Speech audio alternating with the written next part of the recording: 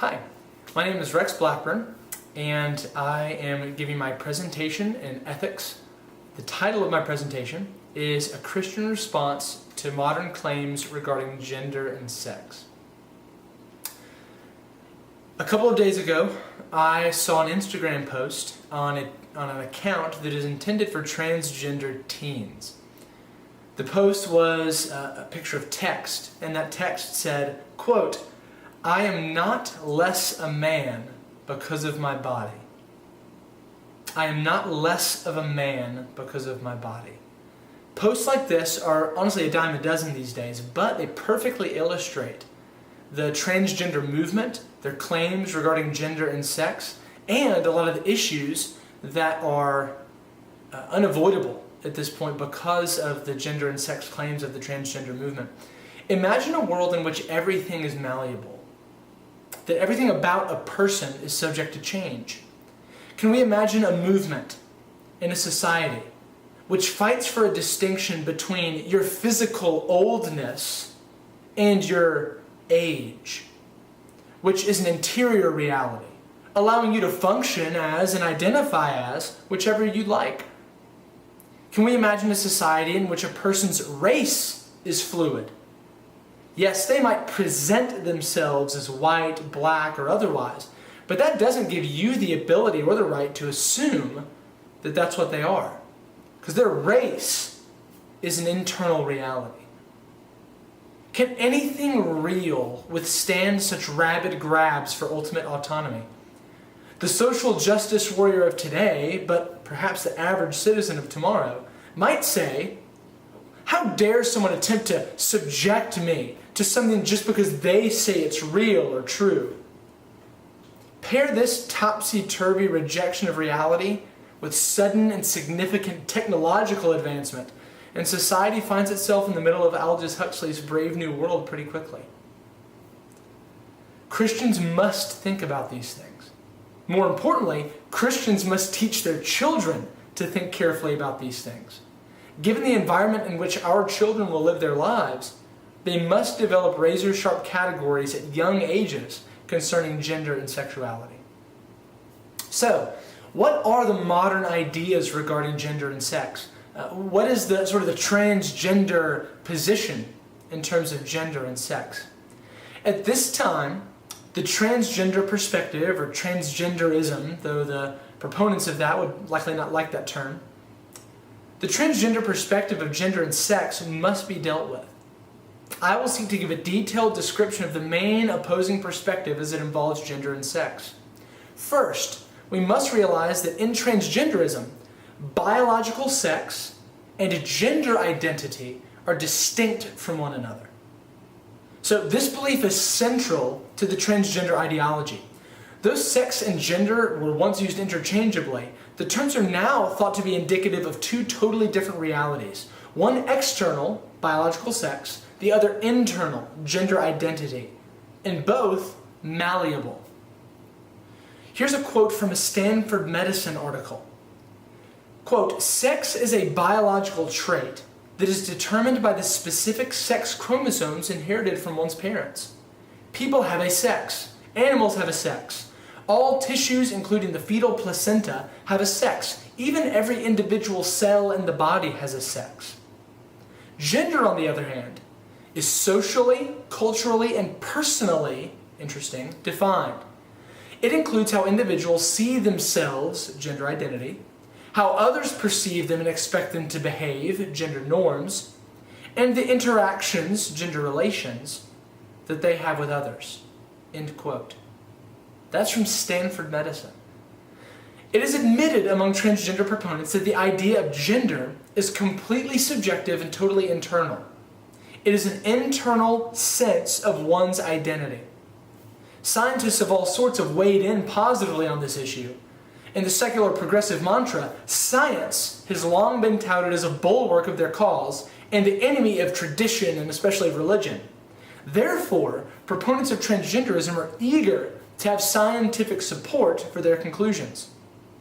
In an article entitled "Sex and Gender Are Not the Same, Science Says," science can say anything, CBS News reports, quote, transgender is a term accepted across science and medical groups to mean people whose gender identity does not match their sex assigned at birth. End quote.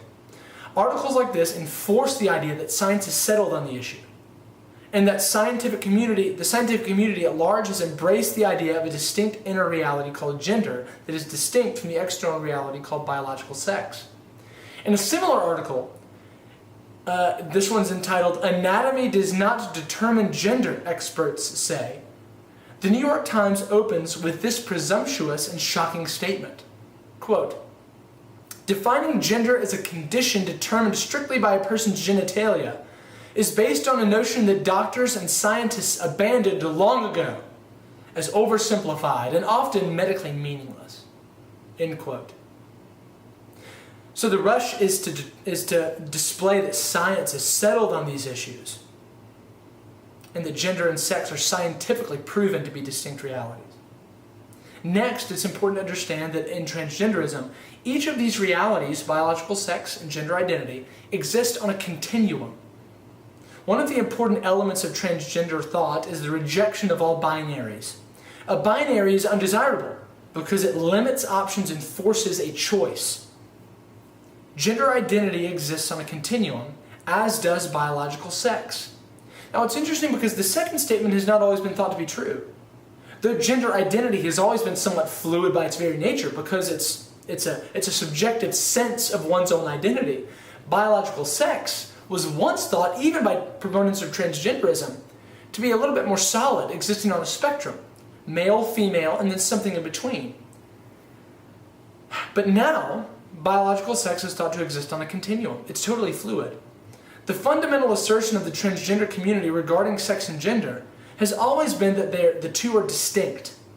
This allowed individuals to express themselves in ways that were contrary to their biological sex. However, even this new freedom had its limits. After all, if a male goes through years of labor to assert himself as a true female as far as his gender is concerned, remaining biologically male would present an issue, wouldn't it? So why not place biological sex on a continuum as well? There's a popular diagram that's used in the transgender community to explain these concepts to the uninitiated. It's called the genderbread person. Note gender instead of ginger, person instead of man. Both are obviously intentional. So the genderbread person illustrates the supposed distinctions between gender identity, gender expression, attraction, sexual and romantic. Those are differentiated. And anatomical sex.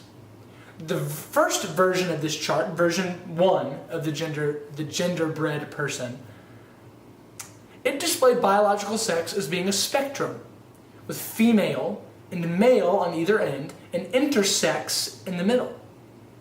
However, by version 2, the spectrum was replaced with two continua. So it's starting with a point and then a line going in one direction. One continuum was labeled femaleness, the other continuum was labeled maleness. Beside these two continua, there was a circle with a line through it indicating that someone might exist on neither of these continua as neither sex. There was also a label underneath indicating that any combination of these two could also exist. Infinite possible combinations was the exact quote. So, meaning that someone could exist with some maleness and some femaleness, or this much femaleness and that much maleness, or maybe totally female or totally male. The point being that biological sex, just as gender identity is totally fluid as a concept. Also interesting to note is the change between version 1 and version 2 from biological sex to anatomical sex. I don't want to speculate too much about that, but perhaps the word biological seemed a bit too comprehensive for something that this movement seeks to downplay. It's merely anatomy, not biology. Finally, it's crucial to note that gender issues are understood to be at the very center of a person's identity. In the New York Times article mentioned above, the author delivers a monumental assertion, but merely includes it as an aside. The author says, quote, "But Exactly what does determine one's gender identity, a person's powerful core knowledge of who they are, is not so clear. Did you catch that? They assert, as an aside, mind you, that gender identity is a person's, quote, core knowledge of who they are. When discussing issues of gender, sex, and sexuality, it's crucial to understand that transgenderism places these things at the very center of humanity and the very center of what it means to even be the self. This explains the deep hostility that arises when someone is criticized or if their identity as a transgender person is doubted. Because what is being done is not merely just a disagreement about sexuality or philosophy. What's occurring is a deep and hostile attack on the very self, the very individual identity of that person. There's an attempt to divorce physical representation from some sort of inner subjective reality at every turn. This is the central idea of transgenderism as it regards gender and sex. Moving on now from the competing viewpoint to the issue as I understand it. How is a Christian supposed to understand gender and sex in light of these new transgender philosophies that are abounding in society? In this sort of conversation, it's important for Christians to ground their thinking in the Bible's presentation of God, life, and the world. God has authoritatively spoken, and His Word provides us with the necessary tools to navigate this issue and many others safely. This section of the presentation will first seek to establish a biblical perspective on the issue, and second, we should also use the logical means that we have at our disposal to merely make some common sense assertions and ask some challenging questions of the issue as well. First, let's look at the biblical arguments. First of all, the most foundational element, perhaps, of the biblical worldview regarding these issues is the created order itself. There are two important elements to consider about God's created order that are especially relevant to the transgender idea about sex and gender. First, the Bible presents an inherent binary in the created order as regards gender. When God created mankind, the Bible's clear that He created man with a similarity between them, mankind that is, but also with an obvious difference. Though they were one mankind, one Adam, they existed as man and woman, male and female. Genesis 1:26 says, "So God created man in His own image. In the image of God He created him, male and female He created them." So mankind is made in God's image, and God's image is reflected in a mankind that exists as male and female. Genesis 5 restates, when God created man, He made him in the likeness of God. Male and female He created them, and He blessed them and named them man. It's also important to note that the existence of intersex people, those who are born with ambiguous anatomical gender characteristics, does not invalidate the gender binary of the created order, and this is actually addressed in Scripture. So first, a corollary example of this would be the Bible's expectation that Christians be people whose mouths bring forth sweet water, that Christians be people who are graceful in their speech, and that they are saying things constantly that are encouraging. They're using their mouths to praise God. Does the existence of a mute person invalidate these commands or expectations on a Christian? By no means. We sort of laugh at that and see it as a strange illustration because a mute person is an unfortunate abnormality in a fallen world. This doesn't mean that people don't have mouths or that people aren't expected to use their speech in specific ways or that the Bible doesn't command speech. Similarly, the Bible's portrayal of male-female binary also doesn't come from ignorance and the abnormalities of ambiguous genitalia and things like that in birth don't invalidate the Bible's gender binary as it's presented in the created order. The Bible's portrayal of the male-female binary does not mean that the Bible was ignorant or that the authors of the Bible did not know about things like intersex people. For Jesus Himself mentions eunuchs who have been so from birth, as opposed to eunuchs who have been made eunuchs by other men, or eunuchs who have made themselves eunuchs for the sake of the kingdom of heaven. Who are these eunuchs who have been so from birth, if not those who we would now identify as intersex, having some sort of genetic abnormality attached to their male or female characteristics at birth? The Bible's assertions about gender binaries are not made in ignorance of genetic abnormalities. This binary doesn't merely appear in the creation narrative, but it's also seen reflected through the whole Bible. Rob Smith, writing for the Gospel Coalition, points this out. He mentions how the binary continues through Scripture with binary sort of statements like son and daughter, brother and sister, father and mother, uncle and aunt, manservant and maidservant, prophet and prophetess, king and queen, prince and princess, among others. The Bible doesn't give isolated affirmations of a gender binary in Genesis 1, but instead the Bible presents a consistent presentation of the fact that there are two genders, male and female. This is a consistent assumption that the Bible makes. The second aspect of the created order that must be realized is that there's inherent goodness in God's created order. The Bible's affirmations of gender binaries occur in Genesis 1. This is before the fall. This means that male and female, as God has created them, are part of the very good creation that God has made. Though the fall has introduced negative effects like genetic abnormalities and subjective senses of dysphoria concerning gender, the general binary of male and female has continued since creation. And a proper understanding of the fall allows Christians who hold to a male-female binary to sympathize with the difficulties of those with genetic abnormalities or those who feel confused about their gender or sexuality. A robust understanding of the fall accounts for these things and should allow Christians to understand that these are people laboring under the same sin condition that we labor under. 2. Not only does the Bible address this in the created order, but also the Bible addresses this in its own perspectives on gender and sex. Biological sex is clearly linked to specific gender roles and expectations in the Scriptures. Even if the transgender movement conceded that there were only two options in regard to gender, the retort would still be, but my biological sex doesn't determine my gender. Though I was born a man, I can still be a woman. I can still be the other gender. This distinction between gender and sex is at the heart of the transgender ideology. It should be noted that the Bible does not present the categories in this way. So the Bible doesn't deal individually with biological sex over here and a gender identity over here. So I'm not going to use that language when I'm talking about the Bible's perspective on it. Instead, I'll here use language regarding biological sex and perhaps gender roles or gender expectations. These phrases more clearly capture the Bible's perception of these characteristics. Throughout the Bible, Old Testament and New Testament, there are clear expectations, privileges, and restrictions placed on people simply because of their biological sex. The Bible's presentation of sex attaches certain roles to men and certain roles to women. This undoes much of the transgender perspective of gender. Examples would be Ephesians 5 regarding husbands and wives, 1 Timothy 2 regarding elders.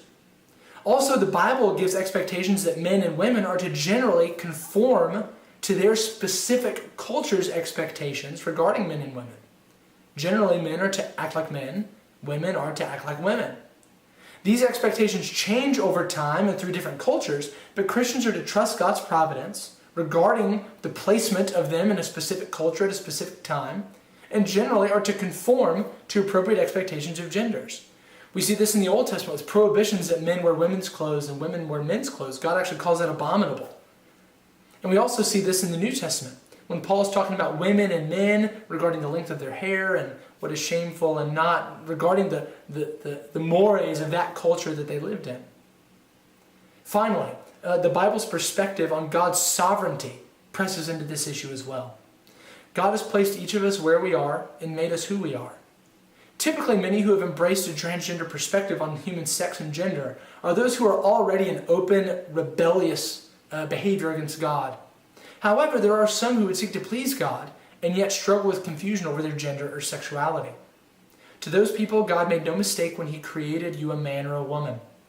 In fact, it's impossible to say that God assigned someone a gender at birth because there is no someone apart from their gender. A person's gender is part of their essential and necessary identity. And God has good purposes for creating you as a man or woman. So we've looked at the biblical perspectives on this issue. Let's look at a couple of logical challenges that the transgender view faces. First, on what basis should we separate gender from sex? There seems logically to be no apparent reason to separate these two. These two words, which have been used virtually interchangeably for decades, have now been divided in an attempt to validate the subjective internal experiences of those who are confused about their sexuality. Though the transgender community has attempted to use science to support their claims, the science can only really say that the findings are unclear on this distinction at this point. In the New York Times article that we mentioned previously, remember the title, "Anatomy Does Not Determine Gender, Experts Say."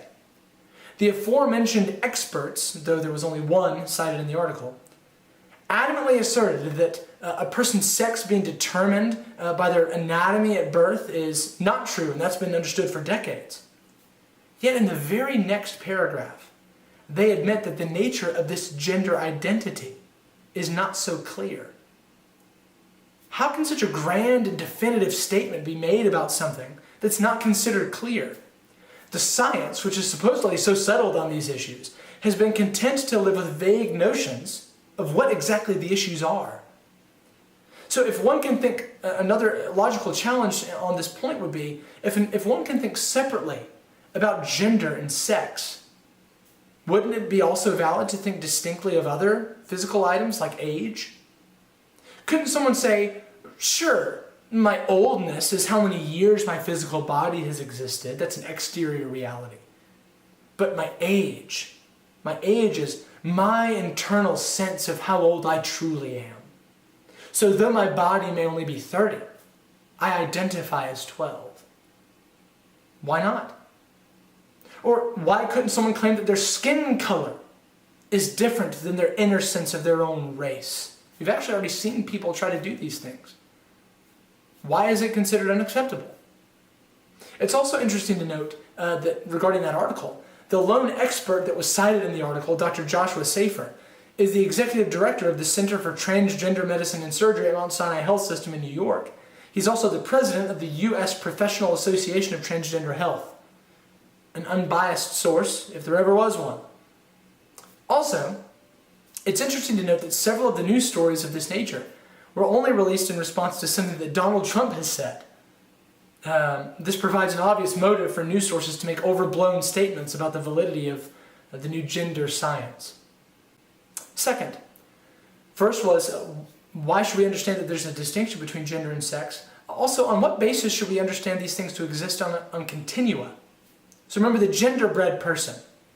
This is interesting to note because it shows the shift that's happened even within the LGBTQ community in recent years. In fact, this shift has even outpaced many in the transgender community itself.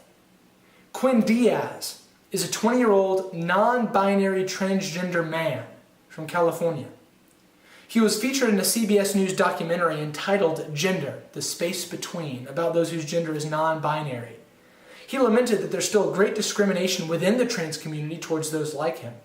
He said, quote, "There's transphobia even in the trans community. A lot of them think non-binary people are just confused, like we're making up a new gender. Even the trans community is still exclusive to only male and female counterparts," end quote. But the question has to be asked, if one generation of gender warriors threw off sexual mores, why can't the next? And that brings us to my last point. On what basis now can society prevent the practice of other sexual taboos? If transgenderism has thrived under the idea that this is who I am, then what answer do they now have for the man who claims to be sexually attracted to his dog? If this is simply who he is because it's how he feels, then he has every right to pursue these feelings. As Carl Trueman has said in his newest book, The Rise and Triumph of the Modern Self, quote, "The sexual revolution does not simply represent a growth in the routine transgression of traditional sexual codes, or even a modest expansion of the boundaries of what is and isn't acceptable sexual behavior. Rather, the sexual revolution involves the abolition of all such codes in their entirety." If the transgender movement and the sexual revolution at large have done away with all sexual codes and rules, how then do we speak out against pedophilia?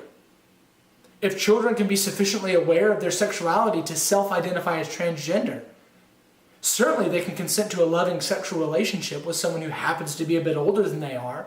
And as we've seen already, what's age anyways? Do you see? If there are no sexual rules, There are no sexual taboos. Nothing is off limits. So that mankind is able now to do what is right in their own eyes. Their God is their belly, and the end of these things is death. In conclusion, let's revisit our original Instagram post, in which transgender teenagers recognized, quote, "I am not less of a man just because of my body." My 5-month-old son, Owen, is asleep in the next room. And his world will be littered with statements like this. I understand that it's my duty as a father, distinctly as a Christian father, to understand ideologies like this one, so that I can better train my son to interpret them with wisdom. The world in which he will grow up will be so different than the world in which I grew up 20 mere years ago. He must understand how to forsake what is evil and how to hold fast what is good. I'll close with a final quote from Carl Trueman. Quote, "It's almost the final step in abandoning external authority when your own body ceases to be a marker of who you are. A lot has gone on as a society for you to reach the point where not even your own body, not even your own chromosomes, actually have any authority over who you are. That is a liquid world, a world that is virtually vaporized." Thank you.